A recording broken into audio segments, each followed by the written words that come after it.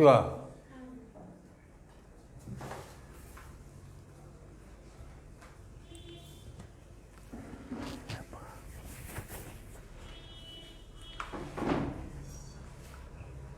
ನನ್ನ ಪ್ರೀತಿಯ ಮಕ್ಕಳೇ, ಗಣಿತದ 26ನೇ ತರಗತಿಗೆ ನಿಮ್ಮೆಲ್ಲರೂ ಕೂಡ ಬರಮಾಡ್ಕೋತಾ ಇದ್ದೀನಿ.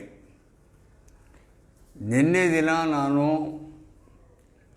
ಮೇಲ್ಮೈ ವಿಸ್ತೀರ್ಣ ಮತ್ತು ಘನಫಲ ಅನ್ನುವ ಅಧ್ಯಾಯದಲ್ಲಿ ಮೇಲ್ಮೈ ವಿಸ್ತೀರ್ಣದ ಬಗ್ಗೆ ನಾನು ಹೇಳಿ ಕೆಲವು ಲೆಕ್ಕಗಳನ್ನು ಮಾಡಿದ್ದೆ. ಮೇಲ್ಮೈ ವಿಸ್ತೀರ್ಣ ಮುಖ್ಯವಾಗಿ ಕೆಲವು ನಿರ್ದಿಷ್ಟ ಆಕಾರದ ಘನವಸ್ತುಗಳು, ಅದರಲ್ಲಿ ನಿಮ್ಗೆ ಹೇಳಿದ್ದೆ ಆಯತಾಕಾರದ ಘನ, ಆಮೇಲೆ ಸಿಲಿಂಡರ್, ಶಂಕು, ಗೋಳ, ಅರ್ಧಗೋಳ ಅಂತ ಹೇಳಿದ್ದೆ. ಅವುಗಳೆಲ್ಲಕ್ಕೂ ಕೂಡ ವಿಸ್ತೀರ್ಣವನ್ನು ಕಂಡುಹಿಡಿಯುವ ಸೂತ್ರಗಳನ್ನು ಕೂಡ ನಾನು ಹೇಳಿದ್ದೆ. ನಿಮಗೆ ಹೇಳಿದ್ದೆ, ಈ ಲೆಕ್ಕಗಳು ಸೂತ್ರ ಮರೆತರೆ ಗಾಳಿಪಟ ಹೇಗೆ ಕೆಟ್ಟು ಹೋಗುತ್ತೋ, ಸೂತ್ರ ತಪ್ಪಿದ ಗಾಳಿಪಟ ಅನ್ನೋ ಹಾಗೆ ಸೂತ್ರ ಮರೆತರೆ ಇಡೀ ಚಾಪ್ಟರ್ ನೀವೇನು ಮಾಡೋಕ್ಕಾಗಲ್ಲ, ಯಾವ ಲೆಕ್ಕನೂ ಬಿಡಿಸೋಕ್ಕಾಗಲ್ಲ. ಹಾಗಾಗಿ ಸೂತ್ರಗಳನ್ನು ಬೈಹಾಟ್ ಮಾಡಬೇಕು ಅಂತ ಹೇಳಿದ್ದೆ. ಹಸುವಿನ ಉದಾಹರಣೆಯನ್ನು ಕೊಟ್ಟಿದ್ದೆ, ಚೆನ್ನಾಗಿ ಮೆಲ್ಕು ಹಾಕ್ಕೊಂಡು ಜ್ಞಾಪಕ ಹೇಗೆ ಇಟ್ಕೋಬೇಕು ಅನ್ನೋಕ್ಕೆ. ಹಾಗಾಗಿ ಆ ಸೂತ್ರಗಳು ಜ್ಞಾಪಕ ಇಟ್ಕೊಳ್ಳಿ. ಆಯತಾಕಾರದ ಘನ ವಿಸ್ತೀರ್ಣ 2 × LB + BH + HL, ಘನ ವಿಸ್ತೀರ್ಣ 6A², ಸಿಲಿಂಡರ್ 2πRH, ಶಂಕು πRL ವಕ್ರಮಯ ವಿಸ್ತೀರ್ಣ, ಒಟ್ಟು ವಿಸ್ತೀರ್ಣ πRL + πR², 2πR². ನೆಕ್ಸ್ಟು ಗೋಳ 4πR², ಅರ್ಧಗೋಳ ಅದರ ಅರ್ಧ 2πR² ಅಂತ ಹೇಳಿದ್ದೆ. English medium students, yesterday in my 25th class I had taught you about various formula pertaining to various types of solids regarding surface area and also volume. Regarding surface area, I had taught you about formula, and also I solved a few problems on its applications. Mainly 4 or 5 types of solids are to be studied in our 10th standard. One is cuboid, where length, breadth, height are different. Second one is cube, where each side has got the same measurement. Third one, this right circular cylinder. Fourth one, right circular cone. Fifth one, sphere. Sixth one, hemisphere. And even formula were given to you. Formula very important. Without formula, you cannot move an inch. Problem solve ಮಾಡೋಕ್ಕೆ formula ಮರೆಯೋ ಹಾಗೆ ಇಲ್ಲ. ಹಾಗಾಗಿ formula ought to be byhearted, inevitable, byheart ಮಾಡ್ಕೊಳ್ಳೇಬೇಕು. Byheart ಮಾಡ್ಕೋತಿರೋ ಅಥವಾ 20 ಸಲ ಬರೆದು ಜ್ಞಾಪಕ ಇಟ್ಕೋತಿರೋ ಅಥವಾ ಅದು ಹೇಗೆ ಬರುತ್ತೆ ಅಂತ ಡೆರಿವೇಷನ್ನೇ ಜ್ಞಾಪಕ ಇಟ್ಕೊಂಡು ತಿಳ್ಕೊತಿರೋ, left to your knowledge and left to your intelligence. But my concern is that you should know the formula. Whenever a problem is given, immediately the formula should be stuck to your brain. ಅದು important. ಆ ರೀತಿ ನೋಡ್ಕೊಳ್ಳಿ. ಈಗ ನಿನ್ನೆ ಕೆಲವು ಲೆಕ್ಕ ಮಾಡಿಸಿದ್ದೆ, ಈಗ ಇನ್ನೊಂದಿಷ್ಟು ಲೆಕ್ಕ ಮಾಡೋಣ. ಬರ್ಕೊಳ್ಳಿ.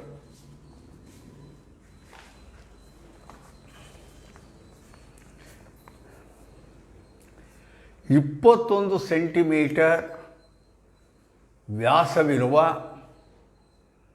ಗೋಳದ ಮೇಲ್ಮೈ ವಿಸ್ತೀರ್ಣವನ್ನು ಕಂಡುಹಿಡಿಯಿರಿ. Find the area of a sphere. English ಮೀಡಿಯಂನವರು, find the area of a sphere of diameter 21 centimeter. ಬಹಳ ಸರಳವಾಗಿದೆ. ಡೈರೆಕ್ಟ್ ಅಪ್ಲಿಕೇಶನ್ ಎಷ್ಟು? Diameter 21 centimetre. Diameter 21 centimetre. ವ್ಯಾಸ, ಗೋಳದ ವ್ಯಾಸ 21 ಸೆಂಟಿಮೀಟರ್. ವ್ಯಾಸದ ಗೋಳದ ವ್ಯಾಸ. ಹಾಗಾದರೆ ಸರ್ಫೇಸ್ ಏರಿಯಾ ಕಂಡುಹಿಡಿ ಅಂತ. ಡಯಾಮೀಟರ್ 21 ಆದರೆ ರೇಡಿಯಸ್ ಈಸ್ ಈಕ್ವಲ್ ಟು 21/2. ತ್ರಿಜ್ಯ ಅದರ ಅರ್ಧ, ವ್ಯಾಸರ ಅರ್ಧ 21/2. Total surface area of sphere, ಗೋಳದ ಒಟ್ಟು ವಿಸ್ತೀರ್ಣ. ಗೋಳದ ಒಟ್ಟು ವಿಸ್ತೀರ್ಣ formula 4πr². 4 into substitution π 22/7 into r². R ಅಂದರೆ ರೇಡಿಯಸ್ಸು 21/2, r² ಇನ್ನೊಂದು ಸಲ 21/2. 7 3 21, 2 2 4, 2 2 ಕ್ಯಾನ್ಸಲ್.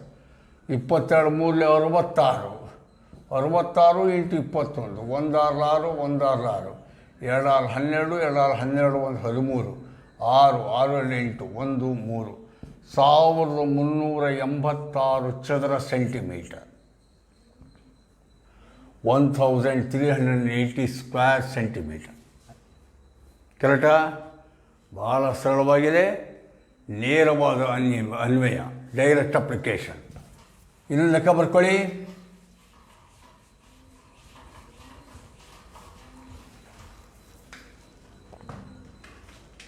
ಇನ್ನೊಂದು ಲೆಕ್ಕ. ಒಂದು ಗೋಳಾಕಾರದ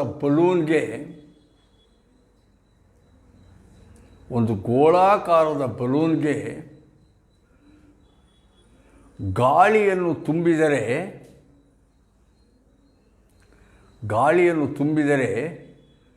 ಅದರ ತ್ರಿಜ್ಯವು 7 ಸೆಂಟಿಮೀಟರ್ನಿಂದ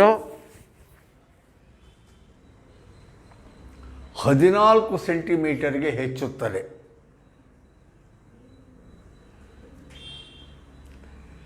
ಈ ಎರಡು ಪ್ರಕರಣಗಳಲ್ಲಿ ಬಲೂನ್ನ ಮೇಲ್ಮೈ ವಿಸ್ತೀರ್ಣಗಳ ಅನುಪಾತವನ್ನು ಕಂಡುಹಿಡಿಯಿರಿ. ಮೇಲ್ಮೈ ವಿಸ್ತೀರ್ಣಗಳ ಅನುಪಾತವನ್ನು ಕಂಡುಹಿಡಿಯಿರಿ. English medium students, when air is blown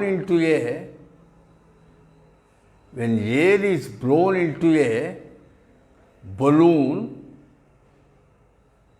in the spherical shape,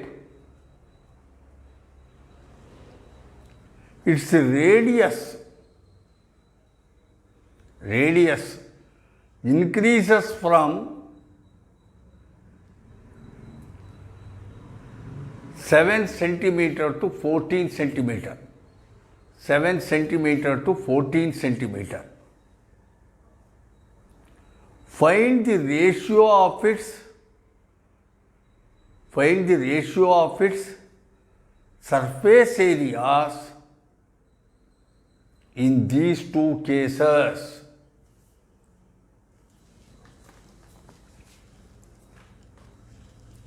ratio of surface areas, ವಿಸ್ತೀರ್ಣಗಳ ಅನುಪಾತ. ಈ ಲೆಕ್ಕ ಅರ್ಥ ಮಾಡ್ಕೊಳ್ಳಿ, ಸಿಂಪಲ್ ಆಗಿದೆ. ಏನು? ಒಂದು ಬಲೂನು ಶೇಪು ಸ್ಪೆರಿಕಲ್ ಶೇಪ್, ಗೋಳದ ಸ್ವರೂಪ. ಬಲೂನು ಗೋಳ. ಅದರ ರೇಡಿಯಸ್ 7 ಸೆಂಟಿಮೀಟರ್ ಇದ್ದಾಗ ಎಷ್ಟೋ ಅದಕ್ಕೆ ಸರ್ಫೇಸ್ ಏರಿಯಾ ವಿಸ್ತೀರ್ಣ ಇರುತ್ತೆ. ಅದಕ್ಕೆ ಮತ್ತೆ ಗಾಳಿ ತುಂಬಿದಾಗ ಬಲೂನ್ಗೆ ಇನ್ನೂ ದೊಡ್ಡದಾಗುತ್ತೆ, ರೇಡಿಯಸ್ಸು ಜಾಸ್ತಿ ಆಗುತ್ತೆ. ರೇಡಿಯಸ್ಸು 7 ಸೆಂಟಿಮೀಟರ್ ಇದ್ದುದು 14 ಸೆಂಟಿಮೀಟರ್ ಆಗುತ್ತೆ ತ್ರಿಜ್ಯ. ಹಾಗಾದರೆ 7 ಸೆಂಟಿಮೀಟರ್ ತ್ರಿಜ್ಯ ರೇಡಿಯಸ್ ಇದ್ದಾಗ ಇದ್ದ ವಿಸ್ತೀರ್ಣಕ್ಕೂ 14 ಸೆಂಟಿಮೀಟರ್ ತ್ರಿಜ್ಯ ಆದಾಗ ಉಂಟಾಗುವ ವಿಸ್ತೀರ್ಣಕ್ಕೂ ಅನುಪಾತ ಎಷ್ಟು? When radius was 7 centimetre, what was the area? When radius is 14 centimetre, what is the area? And what is the ratio of these two areas? ಅದನ್ನು ಮಾಡಬೇಕು. ಅದಕ್ಕೆ ನಾನು ಈ ರೀತಿ ಮಾಡ್ತೀನಿ. 7 ಸೆಂಟಿಮೀಟರ್ ತ್ರಿಜ್ಯವಿದ್ದಾಗ ಬಲೂನಿನ ವಿಸ್ತೀರ್ಣ area of the balloon when radius is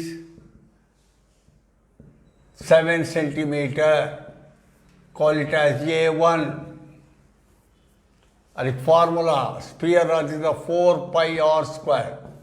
4 pi into r square ಅಂದರೆ 7 square, ಅಥವಾ 4 pi into 49.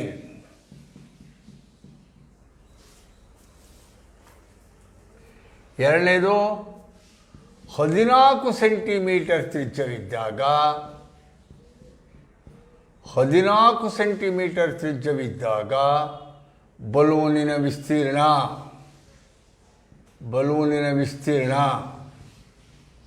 Area of balloon when radius is 14 centimeter. Same area, call it as A2. 4 pi r square. Same formula, 4 pi into r square 14 square, 4 pi into 196. 14 square ಅಂದರೆ 196. ಈಗ A1 by A2 ratio, therefore ratio of areas ವಿಸ್ತೀರ್ಣಗಳ ಅನುಪಾತ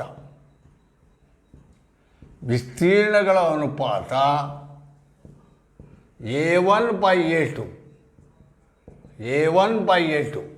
A1 4 pi into 49 divided by A2 4 pi into 196. 4 pi get cancelled. ಇಲ್ಲಿ 7ರಿಂದ 7 7s of 49. ಇಲ್ಲಿ 7 2s 14 ಅಂದರೆ 9ನಲ್ಲಿ 4 ಹೋದರೆ 5 5 6 56. 7 8s 56. ಮತ್ತು 7 1s 7 4s. Therefore, A1 by A2 is equal to 1 by 4. A1 by A2 1 by 4. ಇದನ್ನೇ answer ಅಂತ ಹೇಳೋದು. ಅಥವಾ A1 is to A2 is 1:4. Another way of writing the ratio. ಹೀಗೆ ಬೇಕಾದರೂ ರೇಷಿಯೋ ಬರಿಬೋದು, ಹೀಗೆ ಬೇಕಾದರೂ ಬರೀಬೋದು. ಹಾಗಾಗಿ ಏರಿಯಾಸ್ ರೇಷಿಯೋ 1:4 ಅಂತ ಹೇಳ್ತೀವಿ. ಇಲ್ಲಿ ಜ್ಞಾಪಕ ಇಟ್ಕೊಳ್ಳೋದೇನು ಅಂದರೆ, ನೀವು ಕೇಳಬಹುದಾಗಿದ್ದನ್ನು ನೀವು ಕೇಳಬಹುದು ಅಂದ್ಕೊಂಡು ನಾನೇ ಹೇಳ್ತೀನಿ. ಸರ್, ಇಲ್ಲಿ 4 pi into 7 ಸ್ಕ್ವೇರ್ ಅನ್ನೋದನ್ನು 4 pi into 49 ಅಂತ ಬರ್ಕೊಂಡ್ರಿ. ಇಲ್ಲೂ 4 pi into ಬರ್ಕೊಂಡ್ರಿ. ಪೈಗೆ 22/7 ಅಂತ ಹಾಕಿ ಸಿಂಪ್ಲಿಫಿಕೇಷನ್ನೇ ಮಾಡಲಿಲ್ವಲ್ಲ ಸಾರ್ ಅಂತ ಕೇಳ್ಬೋದು. ಆದರೆ ಕೆಲವು ಲೆಕ್ಕಗಳಲ್ಲಿ ಸಿಂಪ್ಲಿಫಿಕೇಷನ್ ಮಾಡೋದಲ್ಲೇನೂ ಉತ್ತರ ಬರುತ್ತೆ. ಯಾವ ಲೆಕ್ಕಗಳು ಅಂದರೆ, ಯಾವ ಲೆಕ್ಕಗಳಲ್ಲಿ ಅಂತಿಮವಾದ ಆಪರೇಷನ್ ಡಿವಿಷನ್ ಆಗಿರುತ್ತೋ ಆ ಲೆಕ್ಕಗಳಲ್ಲಿ ನಾವು ಪ್ರಾಥಮಿಕವಾಗಿ ಮೊದಲಿಗೆ ಸಿಂಪ್ಲಿಫಿಕೇಷನ್ ಮಾಡ್ಕೋಬೇಕಾದಿಲ್ಲ. ಯಾಕೆಂದರೆ ಇಲ್ಲಿ ರೇಷಿಯೋ ಫೈಂಡ್ ದಿ ರೇಷಿಯೋ ಅಂದರೆ finally you are dividing 1 by the other. A1ನ A2 ಇಂದ ಭಾಗಿಸ್ತಾ ಇದ್ದೀವಿ.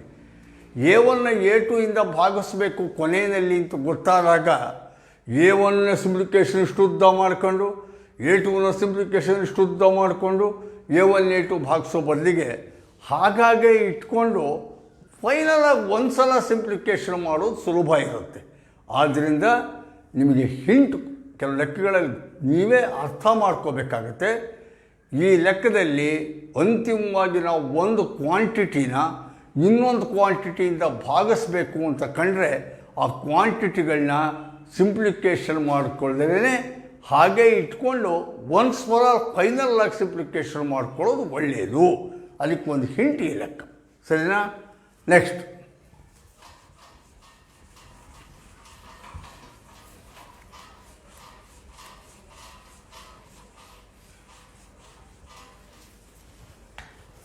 ಇನ್ನೊಂದು ಲೆಕ್ಕ ಬರ್ಕೊಳ್ಳಿ. ಒಂದು ಗೋಳದ ಮೇಲ್ಮೈ ವಿಸ್ತೀರ್ಣ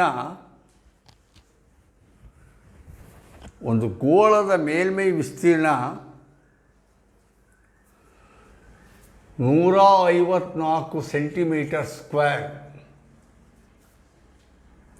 154 centimetre square.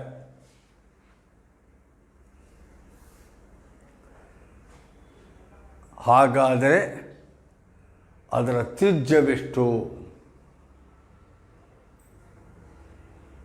The total surface area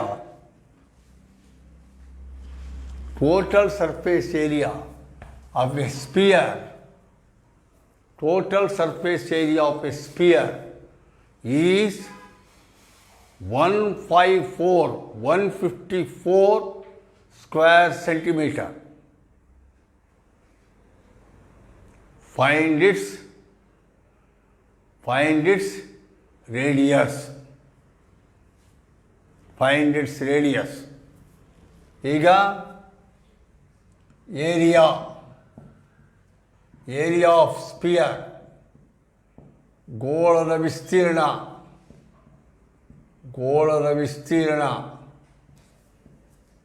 ಕೊಟ್ಟಿದ್ದಾರೆ 154 square centimetre, 154 square centimetre. Find radius R ಕಂಡುಹಿಡಿಯಿರಿ ಅಂತಾರೆ.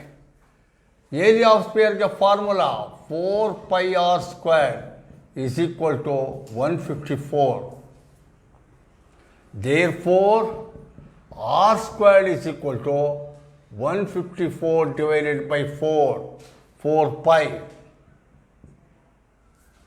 R squared is equal to 154 divided by 4 pi. ಅಥವಾ ಸಿಂಪ್ಲಿಫಿಕೇಷನು 154 divided by 4 into pi 22 by 7. ಅಥವಾ r squared is equal to 154, 7 goes to numerator, into 7 divided by 4 into 22. Or r squared is equal to, simplification ಮಾಡೋಣ, 2 11s 22, ಇಲ್ಲಿ 2 7s 14 ಆದರೆ ಮತ್ತೆ 14 ಉಳಿತು, 2 7s 14.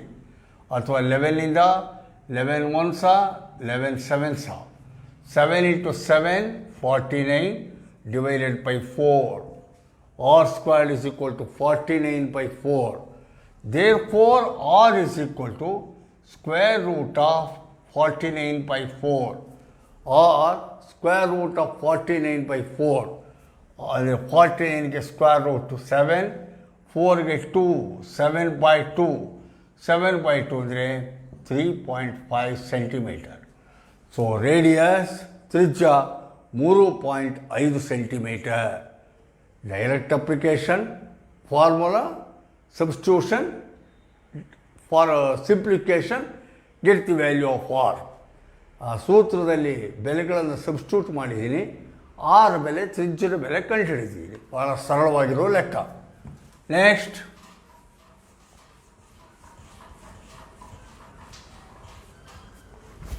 ಇನ್ನೊಂದು ಲೆಕ್ಕ ಬರ್ಕೊಳ್ಳಿ. 96 ಸೆಂಟಿಮೀಟರ್ ಸ್ಕ್ವೇರ್, 96 ಸೆಂಟಿಮೀಟರ್ ಸ್ಕ್ವೇರ್ ವಿಸ್ತೀರ್ಣವನ್ನು ಹೊಂದಿರುವ ಎರಡು ವರ್ಗ ಘನಗಳ ಮುಖಗಳನ್ನು ಸೇರಿಸಿ ಒಂದು ಆಯತ ಘನಾಕೃತಿ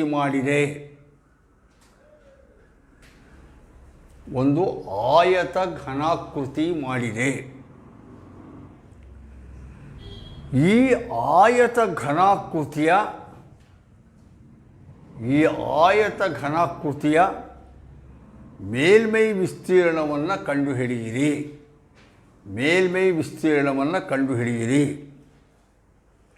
English ಮೀಡಿಯಂನವರು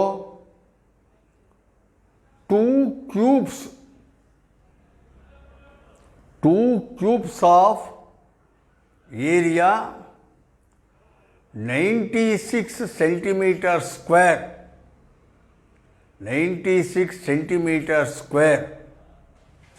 are joined end to end, full stop. Find the surface area of the resulting cuboid.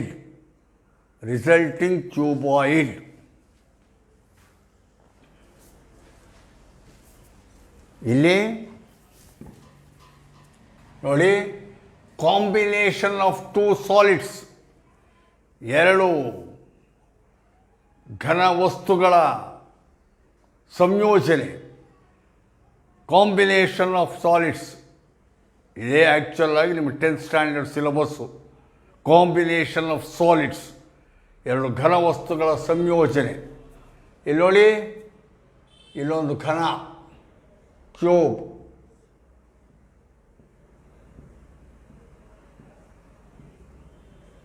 ಇಲ್ಲೊಂದು ಕ್ಯೂಬ್. ಇದು 96 ಸ್ಕ್ವೇರ್ ಸೆಂಟಿಮೀಟರ್. ಇದರ ವಿಸ್ತೀರ್ಣ 96 ಚದರ ಸೆಂಟಿಮೀಟರ್. ಇನ್ನೊಂದು ಕ್ಯೂಬ್,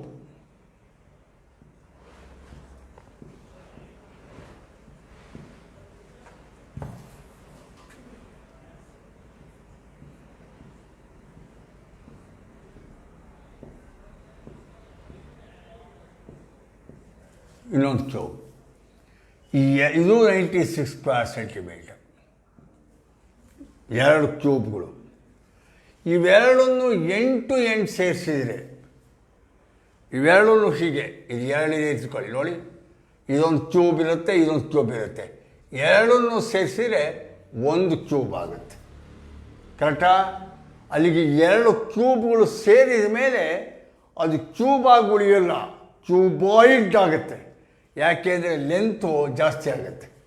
ಹಾಗಾಗಿ ಈಗ ಲೆಕ್ಕ, ಫಸ್ಟು ಲೆಂತ್ ಎಷ್ಟು ಅಂತ ಕಂಡುಹಿಡಿಯೋಣ. Area of cube, each cube, area of cube 96 centimetre square. ಘನದ ವಿಸ್ತೀರ್ಣ 96 ಸೆಂಟಿಮೀಟರ್ ಸ್ಕ್ವೇರ್. ಹಾಗಾದರೆ ಸೈಡ್ ಎಷ್ಟಾಗುತ್ತೆ? ಒಂದು ಅಂಚೇನು 6a square is equal to area of ಕ್ಯೂಬ್ಗೆ formula 6a square. 6a square is equal to 96. Therefore a square is equal to 96 by 6. 16 96 16. Or ಅಥವಾ A is equal to square root of 16. 16ಕ್ಕೆ square root 4 centimetre. ಅಲ್ಲಿಗೆ ಆ ಘನ, ಈ ಘನದಲ್ಲಿ 4 centimetre. ಹಾಗೆ ಇನ್ನೊಂದು ಘನನೂ ಕೂಡ 4 ಸೆಂಟಿಮೀಟರ್. ಇದು 4 ಸೆಂಟಿಮೀಟರ್. ಇವೆರಡನ್ನು ಸೇರಿಸಿದರೆ ಆಗಲೇ ಹಾಗೆ ನಾನು ಹೇಳಿದೆ, ಇದು 4 ಇದು 4 ಸೇರಿಸಿದರೆ ಲೆಂತ್ ಒಂದು ಚೇಂಜು, ಬ್ರೆಡ್ತ್ ಅಷ್ಟೇ ಇರುತ್ತೆ, ಹೈಟ್ ಅಷ್ಟೇ ಇರುತ್ತೆ. ಕರೆಕ್ಟಾ? ಆದ್ದರಿಂದ when new cuboid is formed,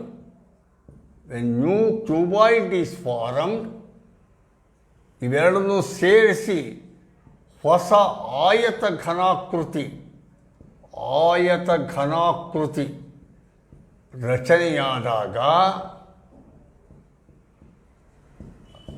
length L ಅದು 4 + 4 8 ಸೆಂಟಿಮೀಟರ್, ಬ್ರೆಡ್ತ್ 4 ಸೆಂಟಿಮೀಟರ್ ಅಷ್ಟೇ, ಹೈಟ್ 4 ಸೆಂಟಿಮೀಟರ್ ಅಷ್ಟೇ, ಉದ್ದ 4 + 4 8 ಸೆಂಟಿಮೀಟರ್, ಅಗಲ 4 ಸೆಂಟಿಮೀಟರ್, ಹೈಟ್ 4 ಸೆಂಟಿಮೀಟರ್.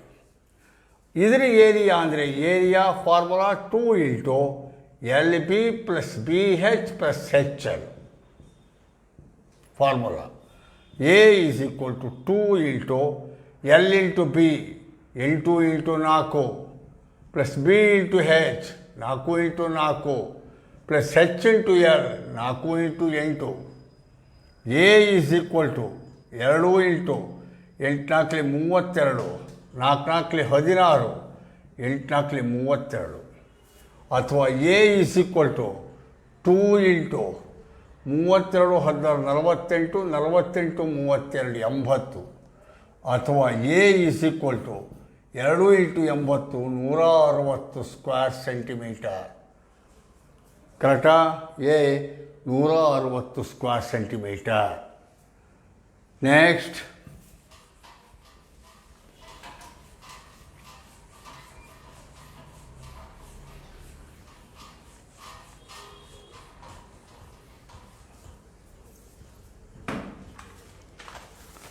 ಇನ್ನು ಲೆಕ್ಕ. A toy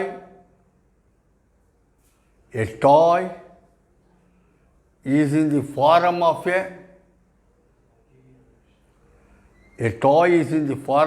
a cone of radius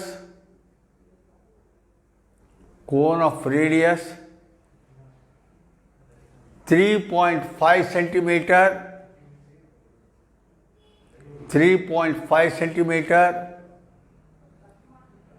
mounted on a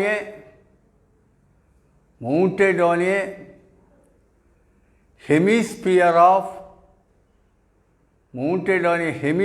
of same radius. The total height of the toy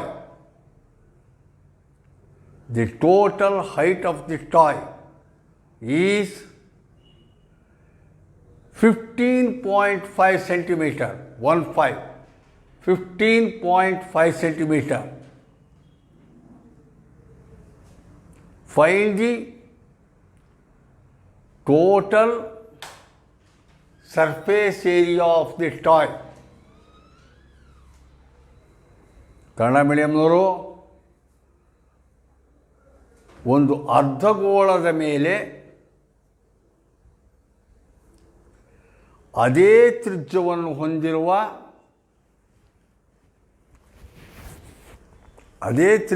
ಹೊಂದಿರುವ ಒಂದು ಶಂಕುವನ್ನು ಕೂರಿಸಿ ಒಂದು ಆಟಿಕೆಯನ್ನು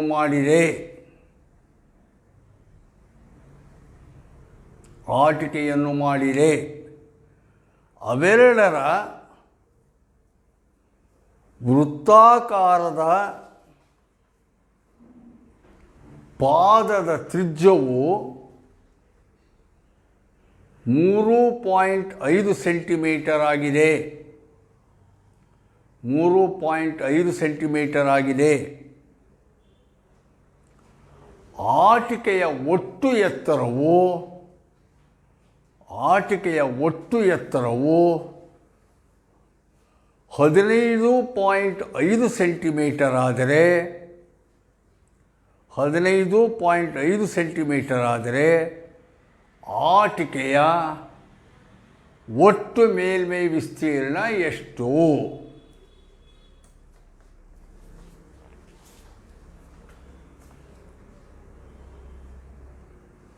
ಇಲ್ಲಿ ನೋಡಿ, ಇಲ್ಲೊಂದು ಮಕ್ಕಳ ಆಟಿಕೆ ಇದೆ. A toy of A baby, ಮಗು ಆಟ ಆಡೋ ಥರದ್ದು ಒಂದು ಆಟಿಕೆ. ಹೇಗೆ ಮಾಡಿದ್ದಾರೆ ಅದನ್ನು? A cone is kept on a hemisphere. ಒಂದು ಹೆಮಿಸ್ಪಿಯರ್ ಮೇಲೆ ಒಂದು ಕೋನ್ ಇಟ್ಟಿದ್ದಾರೆ.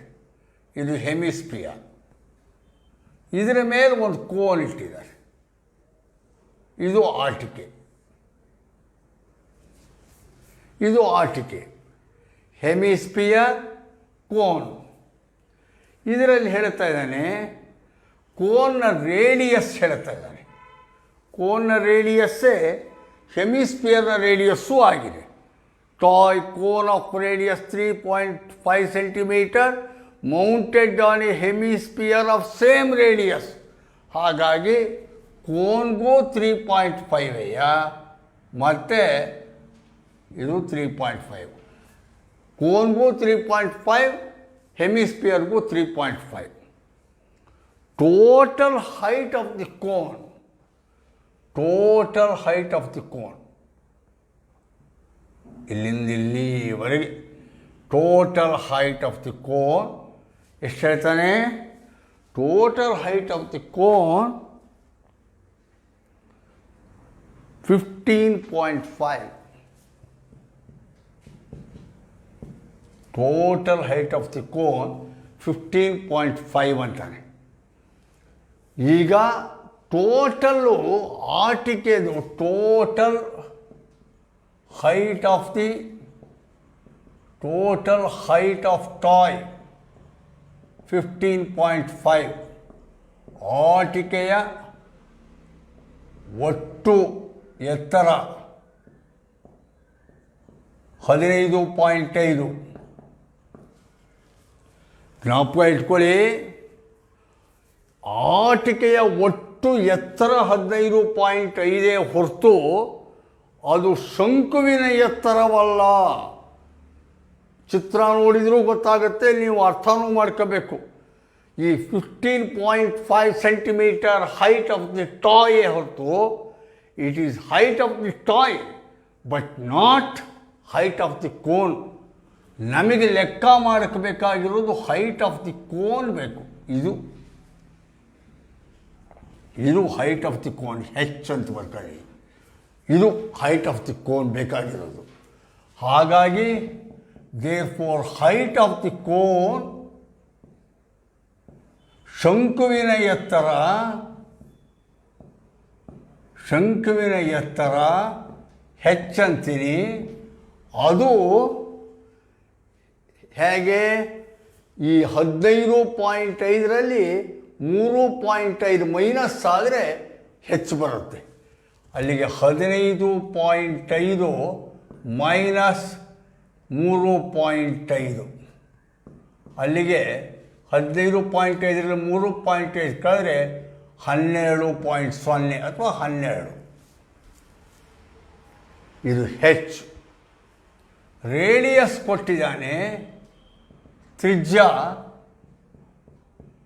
ಹೆಮಿಸ್ಪಿಯರ್ಗೂ ಅದೇ ರೇಡಿಯಸ್, ಕೋನ್ಗೂ ಅದೇ ರೇಡಿಯಸ್. Radius is same.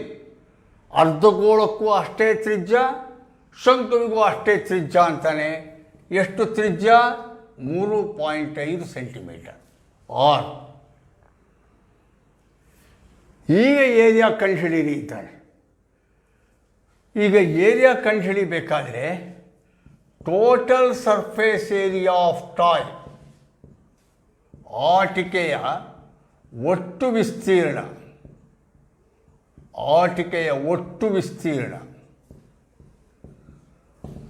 ಅದರೊಳಗಡೆ curved surface area of cone, curved surface area of cone plus surface area of hemisphere.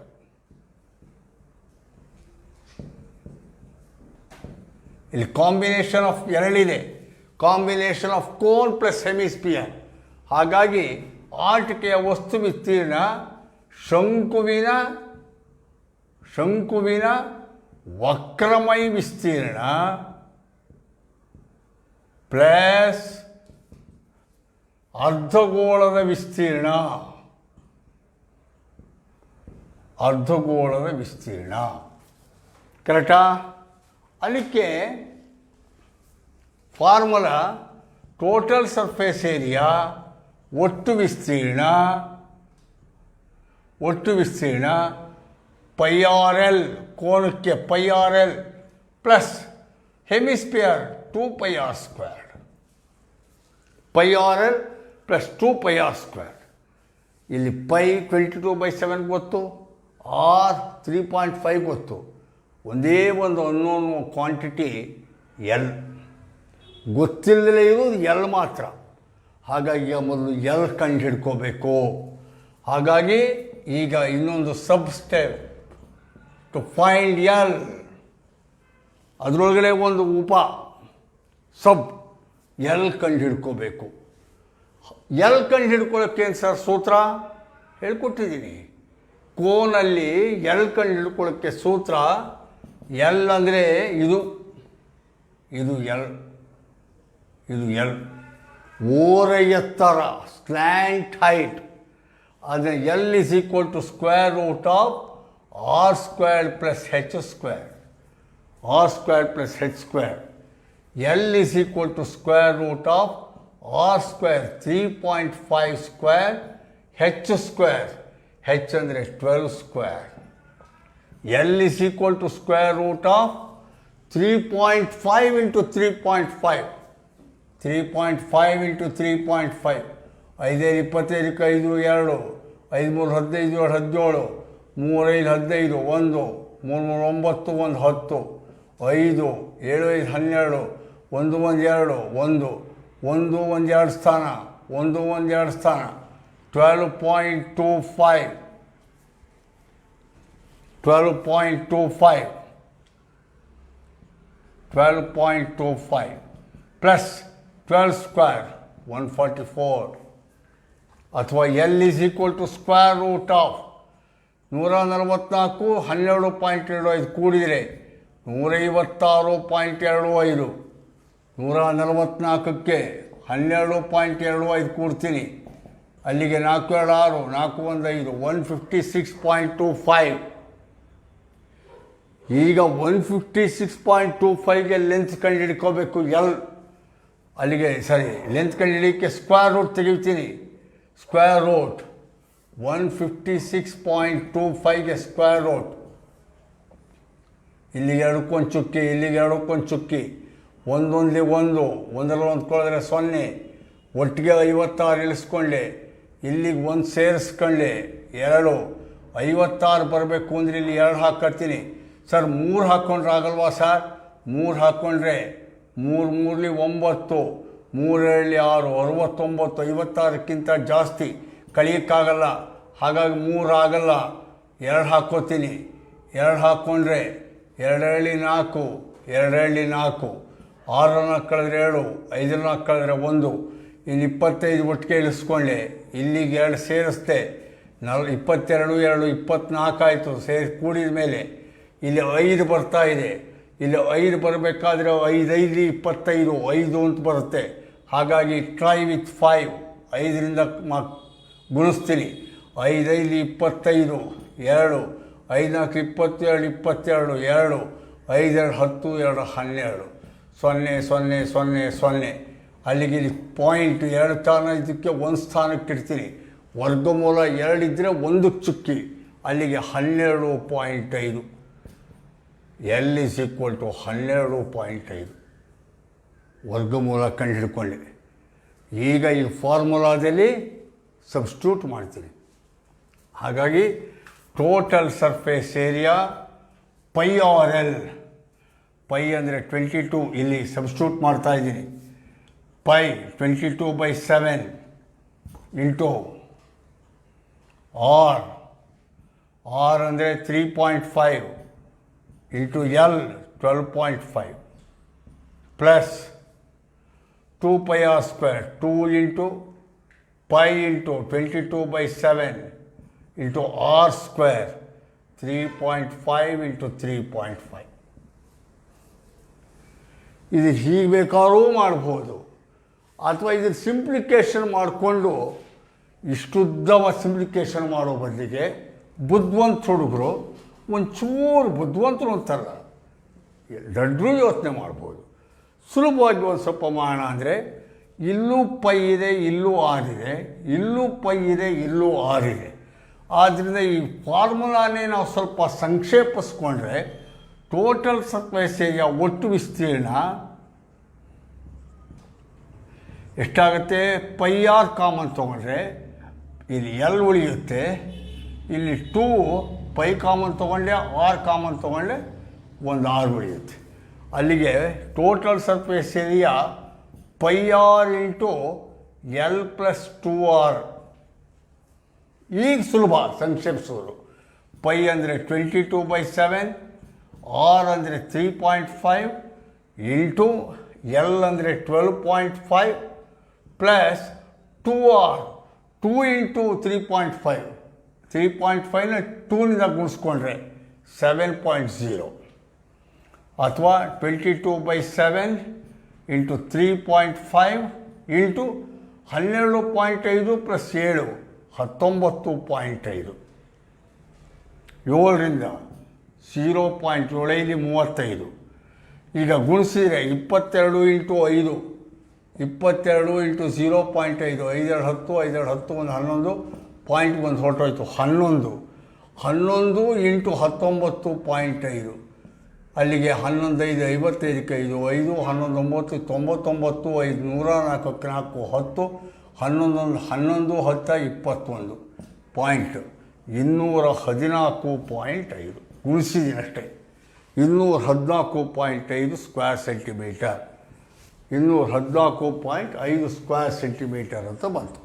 ಕರೆಕ್ಟಾ? ಆನ್ಸರ್. ನೆಕ್ಸ್ಟ್ ಲೆಕ್ಕ, ಇನ್ನೊಂದು ಲೆಕ್ಕ ಬರ್ಕೊಳ್ಳಿ.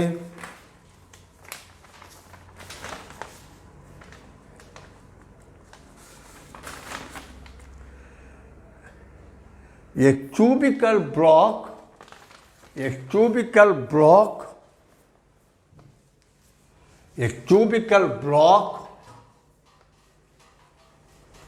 of side 7 centimeter, a cubical block of side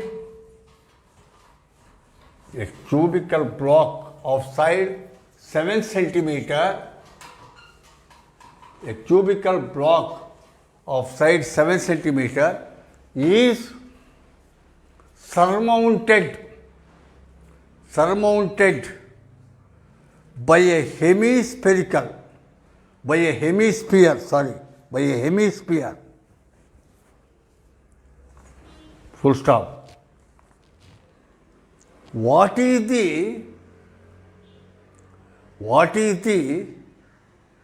greatest diameter of the hemisphere? What is the greatest diameter of the hemisphere? Find the surface area of the block. Find the surface area of the block. Kannada ಮೀಡಿಯಂನವರು ಪ್ರತಿ ಅಂಚು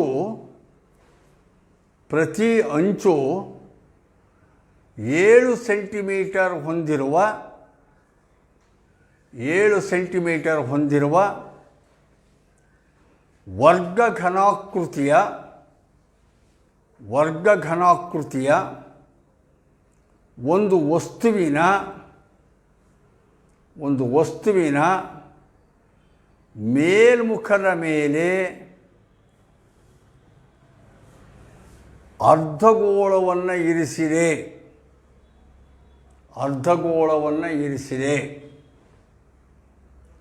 ಅರ್ಧಗೋಳದ ಗರಿಷ್ಠ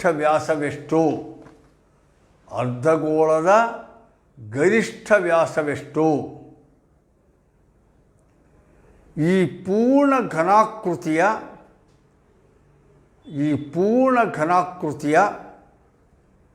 ಮೇಲ್ಮೈ ವಿಸ್ತೀರ್ಣವನ್ನು ಕಂಡುಹಿಡಿಯಿರಿ. ಮೇಲ್ಮೈ ವಿಸ್ತೀರ್ಣವನ್ನು ಕಂಡುಹಿಡಿಯಿರಿ. ಲೆಕ್ಕ ಕಾಂಬಿನೇಷನ್ ಆಫ್ ಟೂ ಸಾಲಿಡ್ಸ್, ಎರಡು ಘನವಸ್ತುಗಳ ಸಂಯೋಜನೆ. ಹೇಗೆ ಮಾಡಿದ್ದಾನೆ? ಎರಡು ಘನವಸ್ತುಗಳ ಸಂಯೋಜನೆ. ಒಂದು cube, here is A cube. ಒಂದು ಘನ, ಈ ಕ್ಯೂಬ್ ಇದೆ. ಕ್ಯೂಬ್ ಆಫ್ ಇಂಚ್ 7 ಸೆಂಟಿಮೀಟರ್ ಅಂತ ಹೇಳ್ತಾರೆ. ಇದರ ಅಂಚು 7 ಸೆಂಟಿಮೀಟರ್ ಇದೆ. ಕ್ಯೂಬ್ ಎಲ್ಲವೂ ಸೇಮ್. ಈ ಕ್ಯೂಬಿನ ಮೇಲೆ ಒಂದು ಹೆಮಿಸ್ಫಿಯರ್ನ ಇಟ್ಟಿದ್ದೀವಿ, ಅರ್ಧಗೋಳವನ್ನು ಇರಿಸಿದ್ದೀವಿ. ಇದರ ಮೇಲೆ ಅರ್ಧಗೋಳ,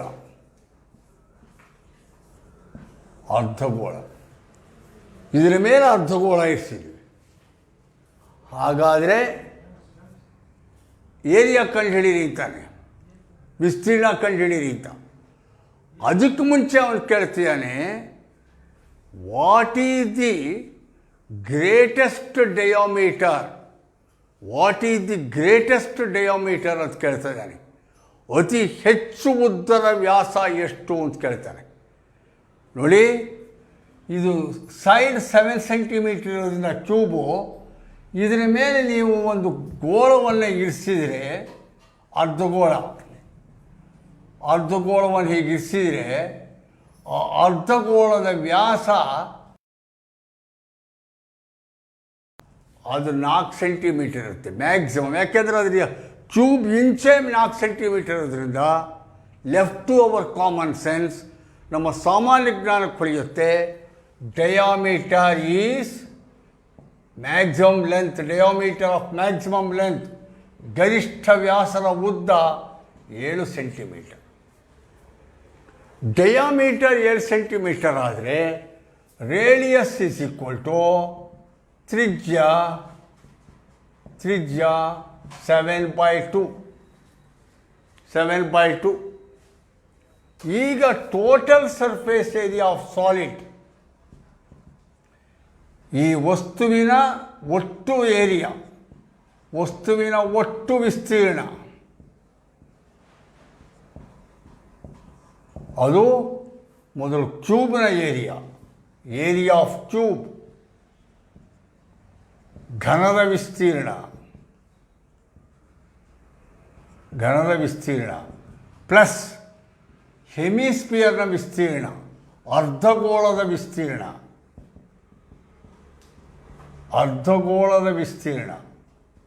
ಹೆಮಿಸ್ಫಿಯರ್ನ ವಿಸ್ತೀರ್ಣ, ಅರ್ಧಗೋಳದ ವಿಸ್ತೀರ್ಣ, ಹೆಮಿಸ್ಫಿಯರ್ ಏರಿಯಾ. ಅಷ್ಟೇ ಅಲ್ಲ, ಇಲ್ಲಿ ಇದನ್ನು ತಗೊಂಡು ಇದಕ್ಕೆ ಏರಿಯಾ ಏನಾಗಿದೆ, ಈ ಹೆಮಿಸ್ಫಿಯರ್ ಅಂದರೆ ಇದಕ್ಕೊಂದು ವೃತ್ತ ಇದೆ. Base of hemisphere is A circle. ಅಷ್ಟು ಮೈನಸ್ ಆಗಬೇಕು. ಯಾಕೆಂದರೆ ಇಲ್ಲ ಅಂದರೆ ಲೆಕ್ಕದಲ್ಲಿ ವಿಸ್ತೀರ್ಣ ಜಾಸ್ತಿ ಸೇರ್ಕೊಂಡಂಗೆ ಆಗುತ್ತೆ. ಅದರಿಂದ ಮೈನಸ್ ಯಾವುದು hemisphere minus base area of hemisphere,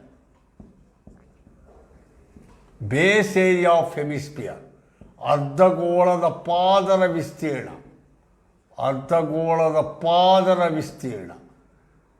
ಅದು ಮೈನಸ್ ಆಗಬೇಕು.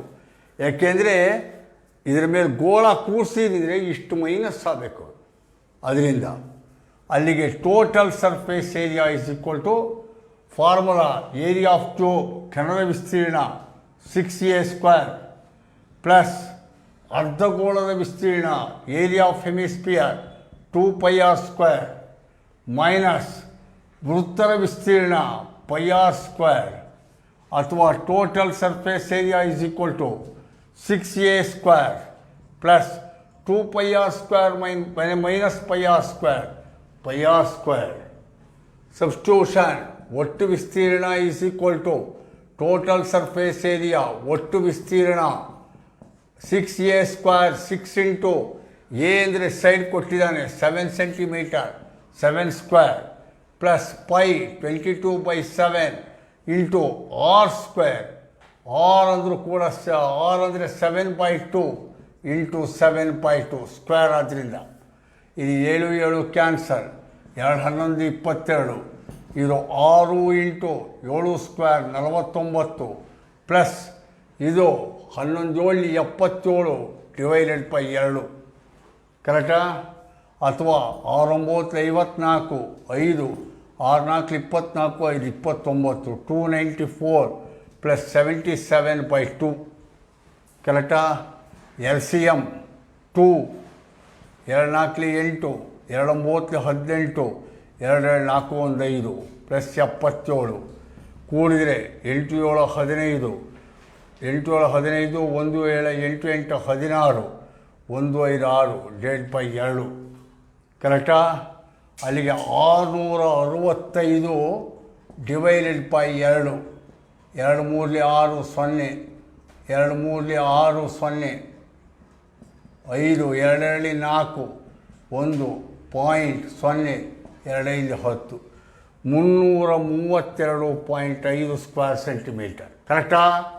332.5 ಸ್ಕ್ವೇರ್ ಸೆಂಟಿಮೀಟರ್ಸ್ ಆನ್ಸರ್. ಕರೆಕ್ಟಾ? ನೆಕ್ಸ್ಟ್ ಇನ್ನೊಂದು ಲೆಕ್ಕ.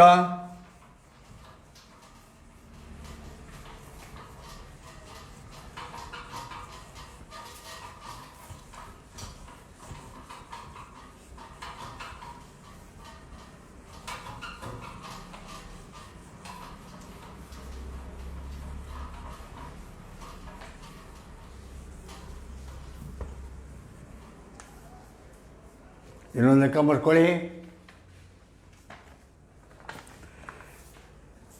A medicine capsule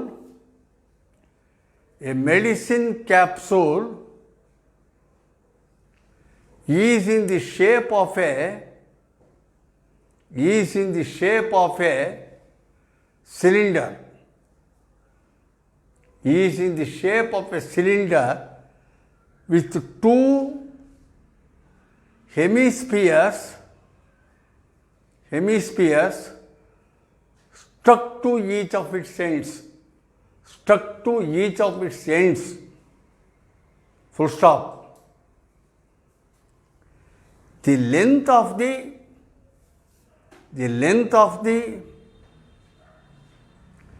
entire capsule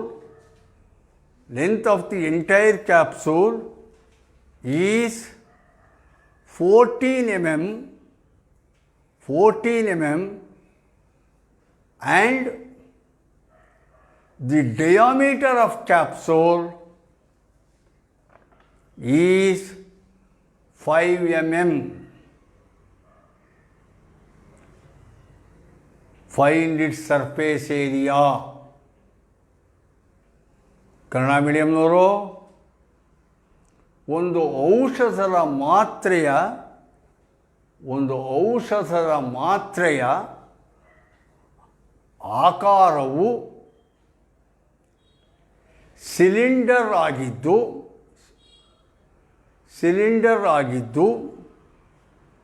ಅದರ ಪ್ರತಿ ಪಾದಗಳಲ್ಲಿ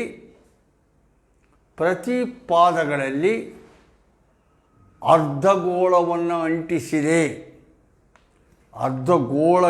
ಅಂಟಿಸಿದೆ. ಮಾತ್ರೆಯ ಸಂಪೂರ್ಣ ಉದ್ದವು 14 ಮಿಲಿಮೀಟರ್ ಮತ್ತು ಅದರ ವ್ಯಾಸವು 5 ಮಿಲಿಮೀಟರ್ ಇದೆ. ಹಾಗಾದರೆ ಮಾತ್ರೆಯ ಮೇಲ್ಮೈ ವಿಸ್ತೀರ್ಣವನ್ನು ಕಂಡುಹಿಡಿಯಿರಿ. ನೋಡಿ, ಇಲ್ಲೆಲ್ಲ ಚಿತ್ರ ಇಂಪಾರ್ಟೆಂಟು.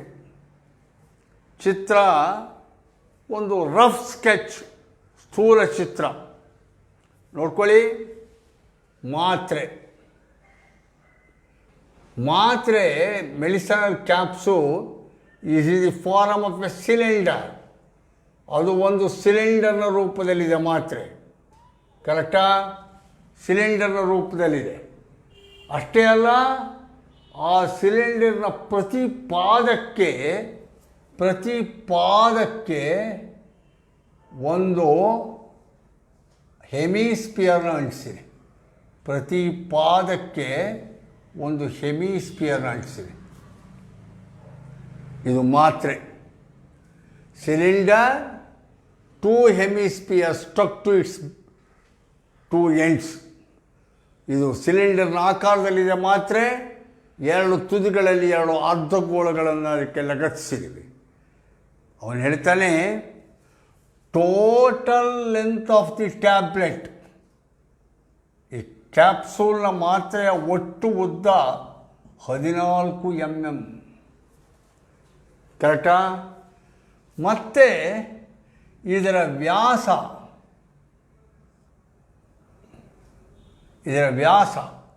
ಎಷ್ಟು? ಡಯಾಮೀಟರ್ ಕೊಟ್ಟಿದ್ದಾನೋ, ತ್ರಿಜ್ಯ ಕೊಟ್ಟಿದ್ದಾನೋ? Diameter 5 mm. Diameter 5 mm. ಇದು ಅಷ್ಟೇ, ಡಯಾಮೀಟರ್ 5 mm. ಕರೆಕ್ಟಾ? ಈಗ 5 mm ಡಯಾಮೀಟರ್ ಆದರೆ diameter 5 mm. Therefore, radius 5 divided by 2, 2.5 mm. Vyasa 5 millimetre. ತ್ರಿಜ್ಯ ವ್ಯಾಸರ ಅರ್ಧ 2.5. ನಮಗೆ ಸಿಲಿಂಡರ್ನ ಯಂತ್ರ ಗೊತ್ತಿಲ್ಲ. ಚೆನ್ನಾಗಿ ಜ್ಞಾಪ ಇಟ್ಕೊಳ್ಳಿ. ಎತ್ತರ ಕಣ್ಮುಚ್ಕೊಂಡು 14 ಹಾಕ್ಬಿಡೋದು. ಜೊತೆ 14 ಹಾಕ್ಬಿಡ್ತೀವಿ. ತಪ್ಪು. 14 ಮಾತ್ರೆಯ ಎತ್ತರ. 14 it is the total height of the capsule. ನನಗೆ ಸಿಲಿಂಡರ್ನ ಎತ್ತರ ಬೇಕು. ಇದು ಸಿಲಿಂಡರ್ನ ಎತ್ತರ ಹೆಚ್ಚು.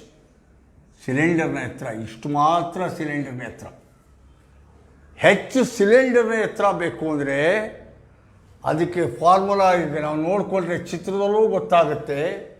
ಹೆಚ್ಚು ಸಿಲಿಂಡರ್ನ ಎತ್ತರ ಅದು ಮಾತ್ರೆಯ ಎತ್ತರ ಮೈನಸ್ ಮೇಲಿನ ತ್ರಿಜ್ಯ ಮೈನಸ್ ಕೆಳಗಿನ ತ್ರಿಜ್ಯ.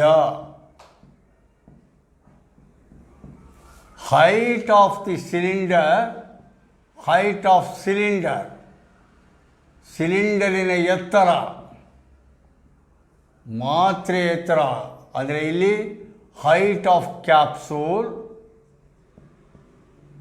minus radius of top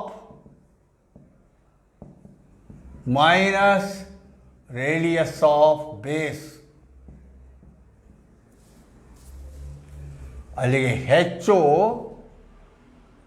14 minus 2.5 minus 2.5. ನೋಡಿ, ಇದನ್ನು ನಾನು 14 ಮೈನಸ್ 5 ಅಂತ ಬರ್ಬೋದಾಗಿತ್ತು. ನಿಮಗೆ ಗೊತ್ತಾಗಲಿಕ್ಕೆ 14 ಒಟ್ಟು. 14ರಲ್ಲಿ ಮೇಲ್ಗಡೆ 2 5, ಕೆಳಗಡೆ 2 5. ಮೇಲೆ 2 ಮೈನಸ್ಸು, ಕೆಳಗಿಂದು ಮೈನಸ್ಸು. ಅದಕ್ಕೆ ಮೈನಸ್ 2.5 ಮೈನಸ್ 2.5 ಅಂತ 2 ಸಲ ಬರ್ತಿದ್ದೀನಿ. ನಿಮಗೆ ಸ್ಪಷ್ಟವಾಗಿ ಗೊತ್ತಾಗಲಿ ಇದಕ್ಕೆ. ಈಗ ಹೆಚ್ಚು 14 ಮೈನಸ್ 2.5 2.5 ಕೂಡಿದ್ರೆ ಮೈನಸ್ 5.0. 14 ಕಳೆದ್ರೆ 9. H is equal to 9, height of the cylinder. Therefore, total surface area of capsule, ಮಾತ್ರೆಯ ಒಟ್ಟು ವಿಸ್ತೀರ್ಣ ಎಷ್ಟಾಗುತ್ತೆ?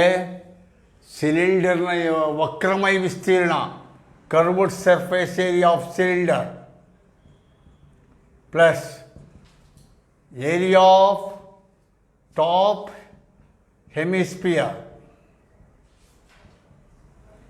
Plus area of base hemisphere. ಕರೆಕ್ಟಾ? ಇಲ್ಲಿ ಸಿಲಿಂಡರಿನ ವಕ್ರಮಯ ವಿಸ್ತೀರ್ಣ, ಸಿಲಿಂಡರ್ನ ವಕ್ರಮಯ ಸಿಲಿಂಡರ್ದು ಪ್ಲಸ್ ಮೇಲ್ಗಡೆದು ಮೇಲಿನ ಅರ್ಧಗೋಳ ಪ್ಲಸ್ ಕೆಳಗಡೆ ಒಂದು ಅರ್ಧಗೋಳ, ಕೆಳಗಿನ ಅರ್ಧಗೋಳ, ಕೆಳಗಿನ ಅರ್ಧಗೋಳ. ಅಲ್ಲಿಗೆ formula total surface area is equal to ಸಿಲಿಂಡರ್ನ ವಕ್ರಮಯ πr_l, 2πr_h, cylinder 2πr_h plus ಮೇಲಿನ ಅರ್ಧಗೋಳ 2πr², ಕೆಳಗಿನ ಅರ್ಧಗೋಳ 2πr². ಅಲ್ಲಿಗೆ that is equal to 2πr common ತಗೋತೀರಿ. ಇದನ್ನು ಬೇಕಾದ್ರೆ 2πr_h ಪ್ಲಸ್ 4πr² ಅಂತ ಬರ್ಕೋಬೋದು. 2πr² ಪ್ಲಸ್ 2πr², ಅಥವಾ 2πr ಕಾಮನ್ ತೊಗೊಂಡ್ರೆ ಹೆಚ್ ಪ್ಲಸ್ 2 2s 4, 2π ತೊಗೊಂಡಿದ್ದೀನಿ, r² ಒಂದು r ತೊಗೊಂಡಿದ್ದೀನಿ, ಇನ್ನೊಂದು r. 2πr into h plus 2r.